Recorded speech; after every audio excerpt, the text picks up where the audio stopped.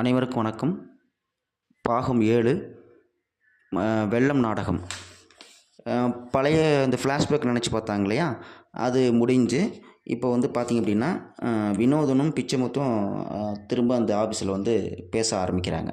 எப்படின்னா பழைய நினைவுகளை நினச்சி பார்த்து அதுக்கப்புறம் அவங்க அப்பா நடந்துக்கிட்ட விதம், அதுக்கப்புறம் அந்த வேலை பார்த்தவங்க இதெல்லாம் பேசி முடிச்சதுக்கு அப்புறம் இப்போ அந்த மறுபடியும் இவங்க வந்து தன்னுடைய பேச்சை வந்து தொடர்றாங்க. எப்படின்னு பார்த்திங்க அப்படின்னா, அதெல்லாம் ஒரு காலம்ப்பா, அதெல்லாம் போயிட்டு சரி, இப்போது நீங்கள் வந்த வேலை என்ன அப்படிங்கிற மாதிரி கேட்குறாரு.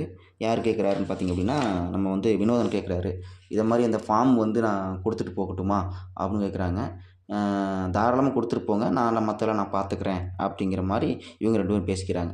இந்த வெளியில் இருந்த யாருன்னு பார்த்திங்கன்னா, நம்ம இவர் இருக்கார் இல்லையா, யார் ராமசாமி, அந்த கிளர்க் இருக்கார் இல்லையா, அவர் வந்து என்ன நினச்சிக்கிறாருன்னா, உள்ளே போனவங்க என்ன பேசிக்கிறாங்க, ஐயோ நம்மளை விட்டுட்டு ஏதாவது அவர் தனியாக வாங்கிடுவாரா, யார் வினோதன் ஏதாவது வாங்கிடுவாரா, அப்படிலாம் டீல்லாம் பேசுவாரா, அப்படிலாம் பேச மாட்டார் அப்படின்னு தனக்கு தானே மனசுக்குள்ளே வந்து அவன் பேசிக்கிறான். இப்படி பேசிகிட்டு இருக்கும்பொழுது வெளியில் இருந்த ஒருத்தன் என்ன சொல்கிறான்னா, சார் சீக்கிரமாக சைன் வாங்கி கொடுங்க சார், நான் எத்தனை நாளாக அலைஞ்சிக்கிட்டு இருக்கேன், எப்படியாவது வாங்கி கொடுங்க அப்படின்னு அவர் வந்து வெளியில் இருந்த ஒரு நபர் வந்து கேட்குறாரு ராமசாமி கிட்ட.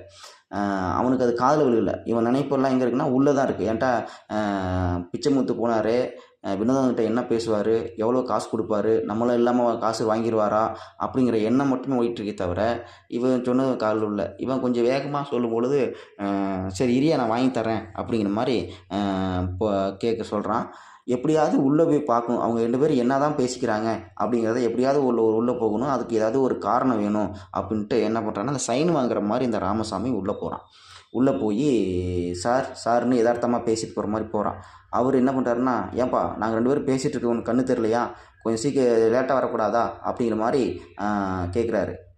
அவன் இல்லை சார், வெளியில் நிற்கிறவங்க எல்லாமே பறந்துக்கிட்டு இருக்காங்க, கூட்டம் அதிகமாக இருக்குது, என்னால் பதில் சொல்ல முடியல, அதனால் ஒரே ஒரு சைன் மட்டும் போடுங்க, நான் சீல் வச்சு கொடுத்துட்றேன் அப்படிங்கிற மாதிரி சொல்கிறான். கொண்டாயா நான் போட்டு விட்றேன் அப்படின்னு சொல்லிட்டு அந்த இதை அப்ளிகேஷன் வாங்கி ஒரு சைனை போட்டு கொடுத்து விட்றாரு. அவ்வளோதான் சார் நான் பார்த்துக்கிறேன் அப்படின்றாரு. ராமசாமி சைன் வாங்கிட்டு அப்படியே வெளில வந்துட்டார். வந்ததுக்கு அப்புறமும் சரி அவங்க ஒன்றும் பேசிக்கல, இருந்தாலும் மனசுக்குள்ளே ஒரு பதட்டம் இருந்துகிட்டே தான் இருக்குது, இருந்தாலும் பேசிக்கலாம் அப்படின்ட்டு ராமசாமி தன்னைத்தானே வந்து சமாதானப்படுத்திக்கிட்டு அந்த சைன் வாங்கின அப்ளிகேஷனை வந்து அந்த நின்ன நபர்கிட்ட கொடுத்து அனுப்பிச்சிட்டாரு. உள்ளே இவங்க 2 பேரும் பேசிக்கிறாங்க. சரிப்பா, நான் அவர் சொல்கிறாரு, நான் பிச்சைமுத்து சொல்கிறாரு, இந்த அப்ளிகேஷன் நான் கொடுத்துட்டு போட்டுமா அப்படின்னா, நீங்கள் சைன் மட்டும் போட்டு கொடுத்துட்டு போங்க, மற்றெல்லாம் நான் பார்த்துக்கிறேன், நீங்கள் அலைய வேண்டாம், நீங்கள் வரவும் வேண்டாம், நானே சைன் வாங்கி கொடுத்து விட்டுறேன் அப்படிங்கிற மாதிரி பிச்சைமுத்துக்கிட்ட சொல்கிறாரு அவர். உடனே சரி ரொம்ப நன்றிப்பா, பழசை மறக்காமல் எனக்காக இந்த உதவி பண்ணுறீங்க, ரொம்ப ரொம்ப சந்தோஷம். இப்போ இதெல்லாம் நீ நினச்சி பார்க்கக்கூடாது, இதெல்லாம் என்னுடைய கடமை. அது மட்டும் இல்லாமல் உங்கள் அப்பாவும் எங்கள் அப்பாவும் ஒன்றா வேலை பார்த்துருக்காங்க, அந்த இதுவும் இருக்குது, அதுக்காக நான் இதை செய்யலை, இது இயல்பாக நம்மளும் நட்பு இதில் இருக்கிறோம், அதனால நான் செய்கிறேன் அப்படிங்கிற மாதிரி அவன் சொல்லி அனுப்புகிறான். சரின்னு பிச்சைமுத்து வந்து வெளியில் வந்துட்டு அவர் கிளம்பிட்டார். இப்போ இவர் இப்போ யாருன்னா நம்ம வினோதங்கிட்ட வந்து ராமசாமி உள்ளே போகிறாரு. சார் இது மாதிரி என்னாச்சு சார் அப்படிங்கிற மாதிரி கேட்குறாரு. ஒன்றும் இல்லைப்பா, அவங்க ஒரு அப்ளிகேஷன் கொடுத்துருக்காங்க, இதை நம்ம வந்து கொடுக்கணும், இந்த வேலையை பார்த்து முடிச்சு கொடுத்துருங்க அப்படிங்கிற மாதிரி சொல்கிறாரு. அப்புறம் இல்லை சார், இன்றைக்கி ஒருத்தரை நம்ம வர சொல்லியிருக்கோம், அவங்கள சாயந்தரம் வர சொல்லட்டுமா வேண்டாமா அப்படிங்கிற மாதிரி கேட்குறான். இந்த ஒருத்தருங்கிறது என்னன்னு பார்த்தீங்க அப்படின்னா, இயல்பாகவே அங்கே வந்து அந்த ஆஃபீஸில் வந்து வினோதனும் ராமசாமியும் நிறைய லஞ்சம் வாங்கிட்டு இருக்கதா அங்கே நிறைய செய்தி இப்போ கேள்விப்படுறாங்க.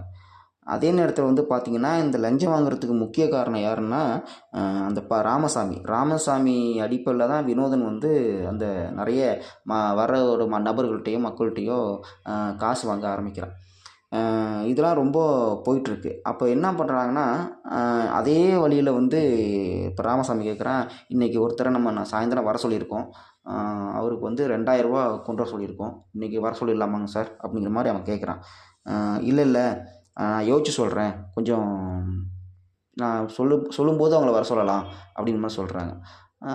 திரும்பவும் பக்கரி கேட்குறேன், ஏங்க சார் வேண்டாமா அப்படிங்கிற மாதிரி கேட்கும் பொழுது, இல்லை நான் வேண்டாம், நான் சொல்லும்போது வர சொல்லு போதும் அப்படிங்கிற மாதிரி கொஞ்சம் கோபமாகவே சொல்கிறாரு. சொல்லும்போது அப்புறம் என்ன பண்ணிட்டாருன்னா, "ஏன் சார்?" அப்படின்னு திரும்பி கேட்கும்போது, "சொல்றத செய்" அப்படிங்கிற மாரி அவர் கொஞ்சம் கோவமா சொல்றாரு. "சரிங்க சார்" அப்படிங்கிற மாரி. என்ன சொல்லணும், அப்ப நான் என்ன செய்யணும்? "இன்னைக்கு வர வேண்டாம்" அப்படிங்கிற செய்திய மட்டும் அவங்களுக்கு நான் பதிவு பண்ணணும் அப்படிங்கிற விஷயத்த இப்ப சொல்றான். ஆமா அப்படிங்கிற மாரி அவரும் சொல்றாரு. இப்படியே 2 பேரும் பேசிக்கிறாங்க. பேசிட்டு என்ன நடக்குது? இவனுக்கு இன்னும் ஒண்ணுமே புரியல. யாருக்கு? ராமசாமிக்கு ஒண்ணும் புரியல. என்னது இவரு ஓகேன்னா உடனே வர சொல்லிருவாரு. இன்னைக்கு என்னமோ இப்படி தடுமாறுறாரே! என்னாச்சு? ஏதாச்சு? அப்படின்னு சொல்லிட்டு மனக்குழப்பத்தோடயே அவன் போறான். இப்ப இங்க இந்த காட்சி மூலமா நமக்கு தெரிய வர செய்தி என்னன்னு பார்த்தீங்கன்னா, மனசுக்குள்ள இதுவரைக்கும் அ பிச்சைமுத்துவும், வினோதனும் பேசிட்டு இருந்தாங்க இல்லையா? அப்ப பேசும்பொழுது அ ரா அ வினோதனுடைய அப்பா வந்து ரொம்ப நேர்மையானவரு அப்படிங்கிறத மட்டுமே அவன் பேசியிருக்கான். அவ்வளோ நேரம் தன்னோட அப்பா பிச்சைமுத்து வந்து தன்னுடைய அப்பா பத்தி பேசல. வினோதன் அப்பாவ பத்தியே அவ்வளோ நேரம் பேசியிருக்கான். அப்படி நேர்மையானவரு. அவரால தான் நான் படிச்சேன். அவர் இல்லன்னா இன்னைக்கு இந்த நிலைமைக்கு நான் வந்திருக்க மாட்டேன். அவர் நேர்மை தான் என்னையே வளர்த்துச்சு. அப்படிங்கிற மாரி சொல்லும் பொழுது, அ தன்னுடைய அப்பாவ பத்தி இவ்வளோ நேர்மைய பத்தி பேசிட்டு போறானே, நம்ம இப்படி வாழ்ந்துகிட்டு இருக்கோமே! அப்படிங்கிற விஷயத்த அவன் மனசுல உறுத்தியிருக்கு. அப்ப என்னன்னா, நேர்மைக்கு எங்க போனாலும், எப்போதும், எல்லா இடத்துலயும் இடம் உண்டு அப்படிங்கிற விஷயத்தையும் இங்க பதிவு பண்றாங்க. நன்றி.